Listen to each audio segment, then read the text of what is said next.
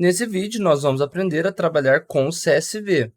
Quando a gente está fazendo os nossos testes com o Robot Framework, a gente não vai só clicar em botões ou ler textos. A gente pode precisar fazer um download, fazer um upload de um arquivo, ler esse arquivo, receber esses dados, tratar eles e validá-los. Uma das formas de a gente fazer isso é com o CSV.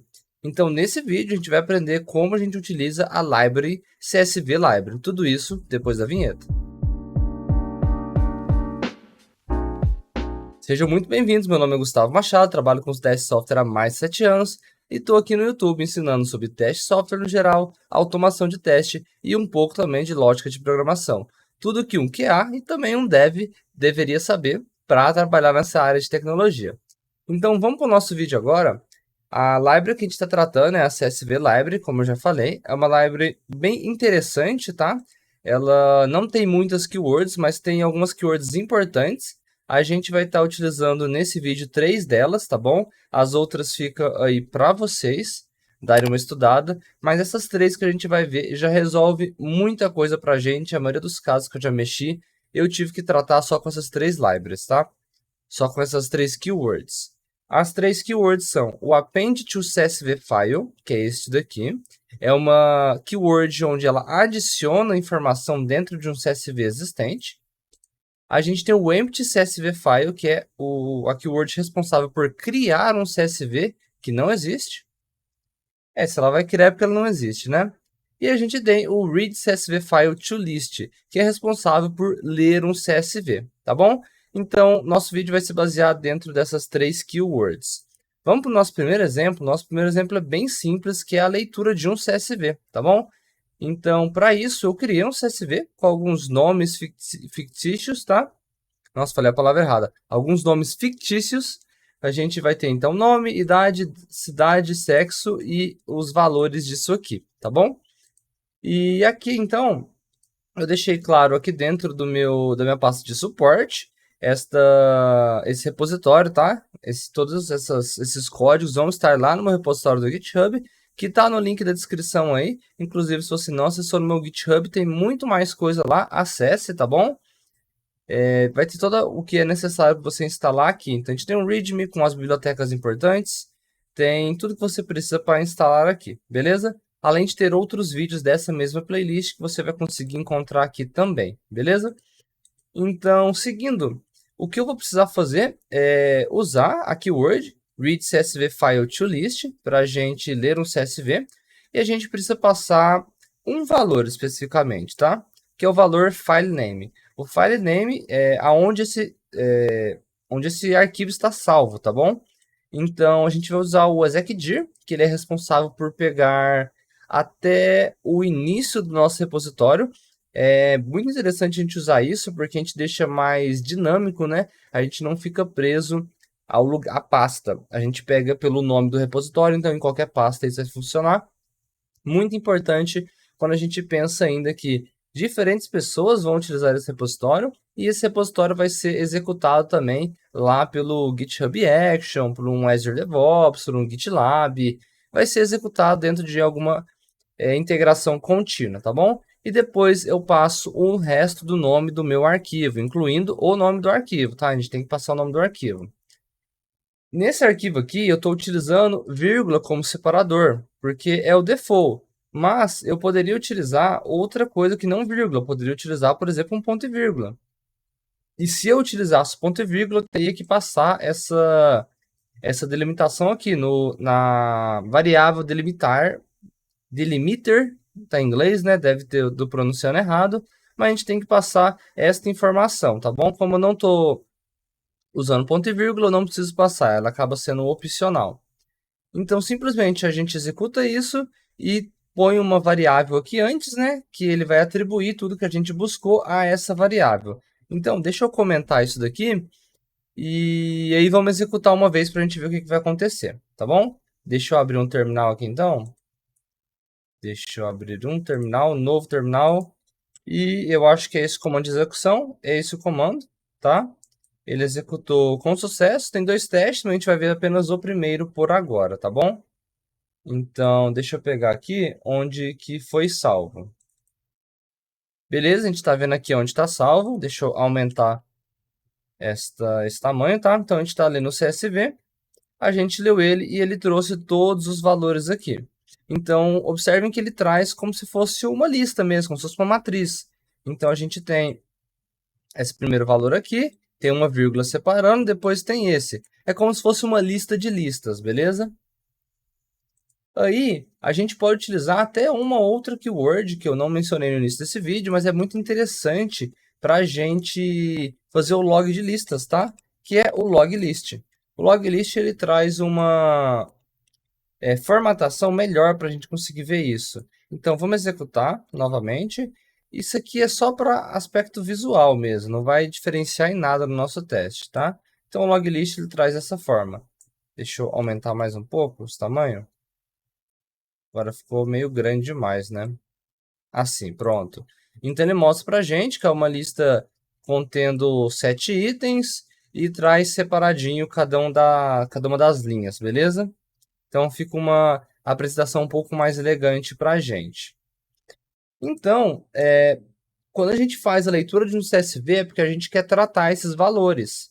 Então, uma forma da gente fazer isso é a gente transformando cada uma dessas colunas em listas separadas. Isso daí porque pode ser que a gente queira usar isso para validar uma tabela. Ou você precisa tratar os elementos diferentes, porque a gente tem um conjunto de nomes, um conjunto de idades, um conjunto de cidades e um conjunto de sexos. Então a gente tem que passar, a gente talvez aí precisar validar de forma individual. Pensando nisso, o exercício que eu propus aqui é a gente utilizar um for, tá bom? Então a gente pode usar o mais simples possível do for aqui, que é o for de um elemento, que seria o iterador, eu posso até chamar de i aqui. Quando a gente mexe com linguagem de programação, geralmente a gente utiliza um i e um j, dentro de lista. Então, enquanto o i ele estiver dentro da lista, ele vai ficar rodando esse for. Então, ele vai rodar o for 7 vezes, onde ele vai passar por cada uma das linhas, tá bom? Um ponto de atenção aqui. Para isso dar certo, a gente tem que passar um arroba na frente do lista, tá? Porque dessa forma a gente está utilizando uma indexação de lista. A gente está transformando realmente isso numa lista. Se eu utilizar como variável, vai dar errado. Eu vou mostrar para vocês a diferença, beleza? Então, eu vou executar apenas assim e como variável. Executando assim, deixa eu salvar, está salvado já. Observe que ele vai mostrar todos os valores, beleza? Até aí tudo bem, mas não ajuda a gente, porque ele mostrou todos os valores, a gente não quer isso.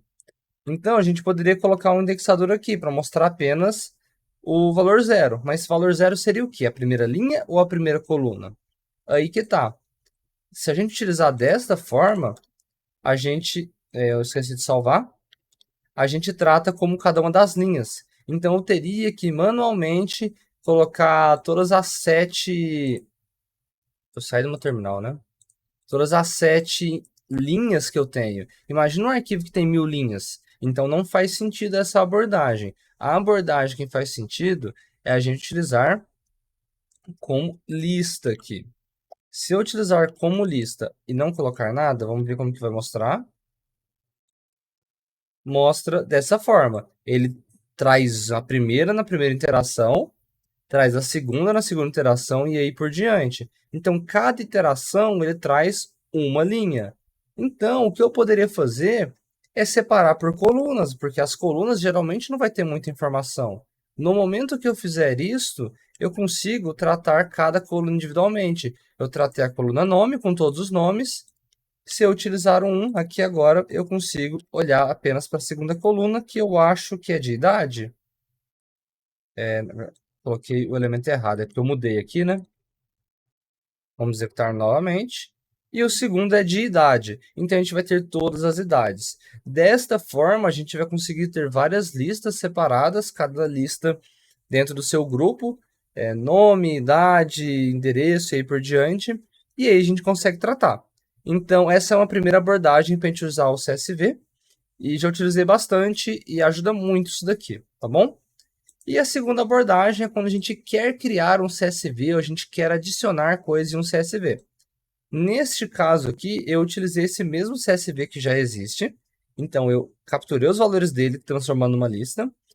Depois, eu criei outro CSV utilizando o empty CSV file.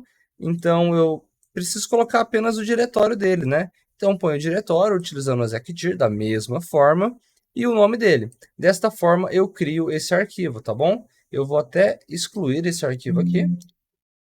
Excluído. Agora, eu posso pegar e executar novamente para vocês verem que ele vai ser criado. Então, ele foi criado aqui agora. E o append to CSV file, ele nada mais, nada menos do que adiciona as informações ao CSV. A gente não tem um append to list para adicionar elementos na lista? Se você não conhecer essa keyword, é uma keyword muito importante para trabalhar com listas. Então, eu aconselho que você aprenda, que você vai estudar essa parte também, tá bom? Se você já conhece, então fica aí, que a gente tem uma para CSV também. Então, no momento que a gente faz isso, a gente adiciona tudo que estava naquele outro CSV, nesse CSV. E a gente consegue utilizar isso para, por exemplo, rodar dentro de um for, criar valores e jogar por aí. Ou a gente pode ainda mais, a gente poderia utilizar para capturar esses valores, tratar eles, fazer um replace, fazer alguma coisa e voltar adicionando no mesmo CSV também. A gente não precisaria criar um novo, a gente poderia adicionar no mesmo, porque funciona. Se eu pegar e fazer isso aqui, ele vai estar adicionando as informações no mesmo CSV que já existe. Então, nesse caso, falhou aqui, porque ele não existe no diretório, né? Então, eu mudei alguma coisa aqui que eu não deveria ter mudado, tá? Deixa eu ver aqui o que foi mudado. É porque não é exemplo 1, né? É só sem nada. Beleza. Então, beleza. Agora ele adicionou. E quando eu posso ver aqui que dobrou as informações. Então, ele não está excluindo. Ele simplesmente está colocando na linha de baixo. Tá bom? Então, esses são dois exemplos bem simples, mas que ajudam bastante a gente trabalhar com o CSV. Espero que isso tenha ajudado vocês. Se ajudou, não esquece de curtir o canal, se inscrever e deixe um comentário aí também, tá bom? Muito obrigado e até um próximo vídeo.